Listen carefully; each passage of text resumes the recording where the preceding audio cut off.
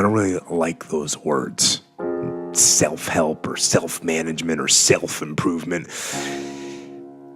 I don't really like what those words have come to mean these days. Because there's a lot of people out there that are constantly trying to improve themselves by looking for the one change. The one change, right? The one change in their life that's gonna make their dreams come true. I'm no guru.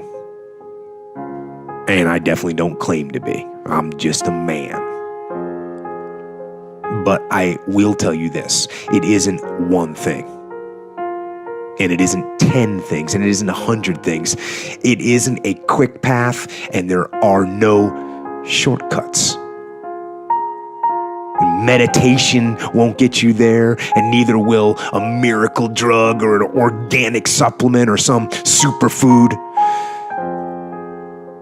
Getting better isn't a hack or a trick or a one change that you need to make.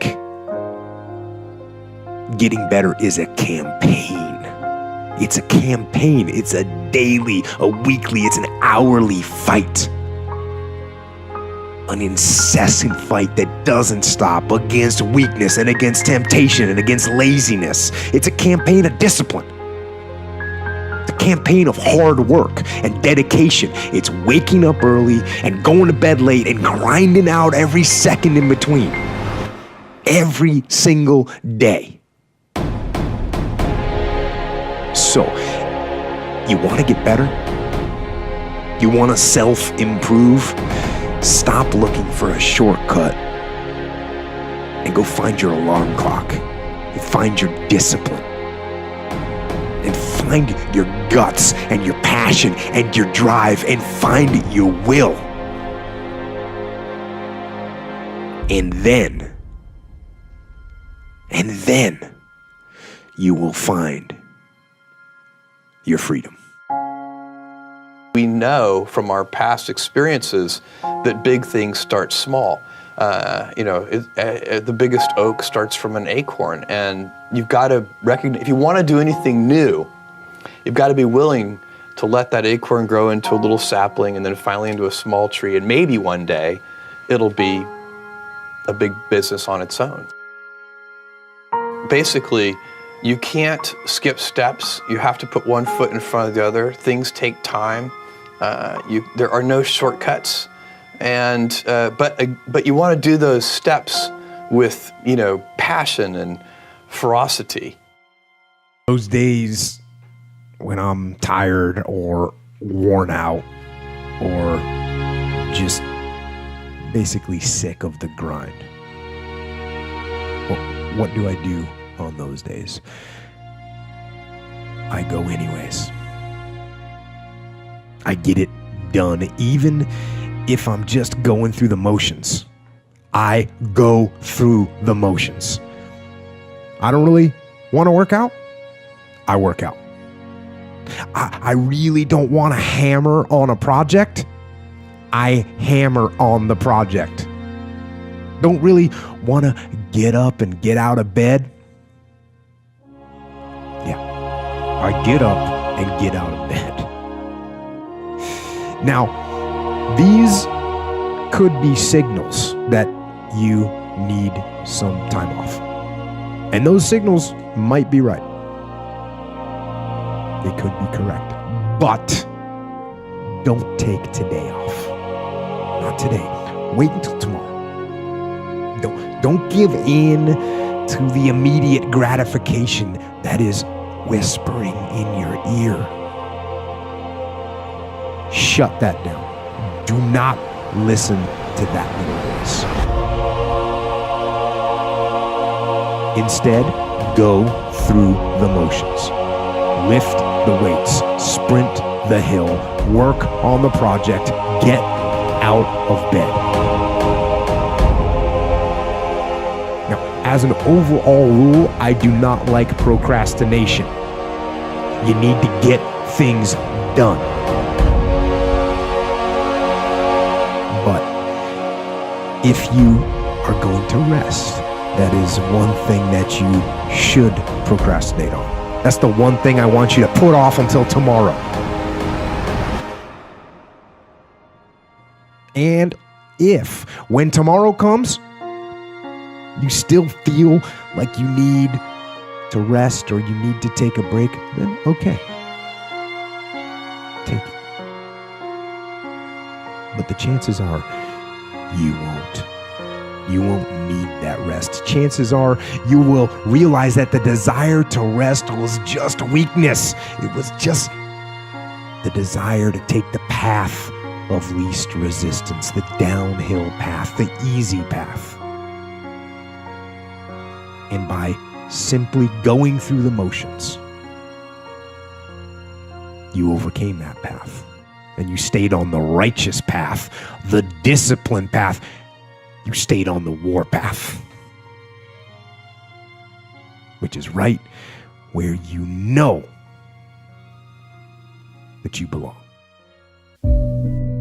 When you get grateful for what you have right now, you will soon have more to be grateful for.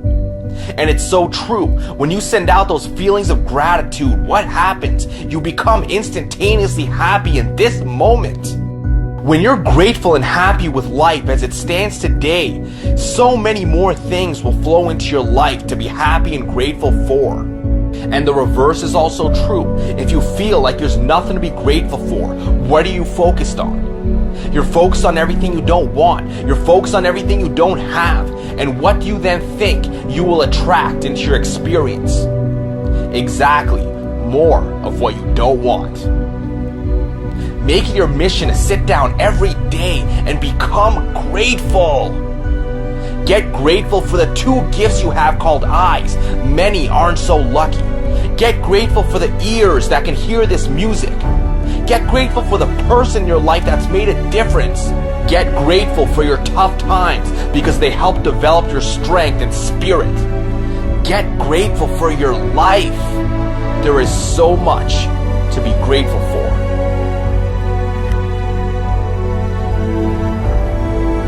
There's something to be said about being appreciative and grateful.